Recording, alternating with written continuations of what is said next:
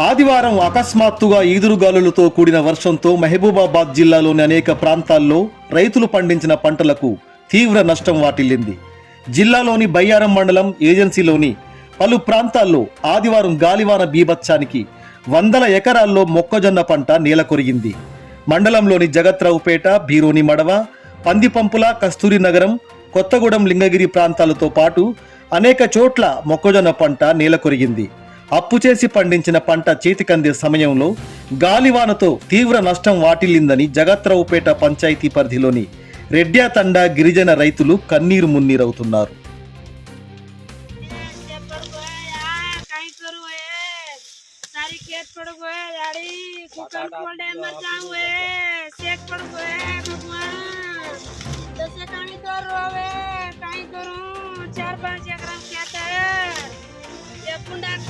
तोड़ू काई करूं तू करावा एक भरावती हरे मकाई ना ये लेती है याड़ी में तू करूं ये भगवान मंदी करे रो पुला लान काई कोन पेट पड़ी खाले या यूरिया कटा सारू బయ్యారం మండలం జగద్రాపేట గ్రామ పంచాయతీ రెడ్యాతండ విలేజ్ అండి. ఇది దాదాపుగా మేము 6 ఎకరాల మొక్కజొన్న వేసాము.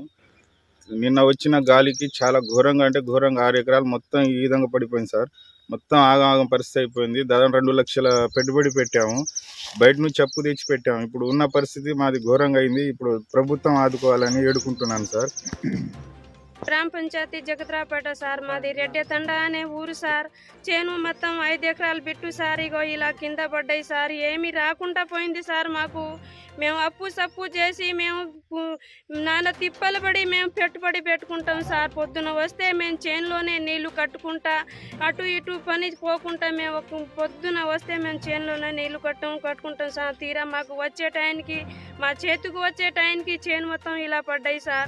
చేతికి వచ్చే టైంకి ఈ అకాల వర్షం వచ్చింది. మొత్తం 4 ఎకరాల చేనన్న మొత్తం పడిపోయింది. ఇప్పుడు కంకి అయ్యే టైంకి, గింజలు వచ్చే టైంకి ఇప్పుడు ఎంత నష్టం జరిగింది. అప్పులు చేసేసి రేవంత్ రెడ్డి ఏది రైతులు బంధు ఇస్తానో ఆయన కూడా ఇవ్వట్లేదు. ఇప్పుడు ఈ పంటలు మొత్తం ఎట్లా చేయాలి? పెట్టుబడి తెచ్చినాం, అప్పు తెచ్చుకొచ్చినాం, ఈ ఎట్లా బాగుపడాలి? మాకు ఏం లేదు, ఇక గడ్డి మందే చేతులు తప్ప మాకు ఏం లేదు. ఇక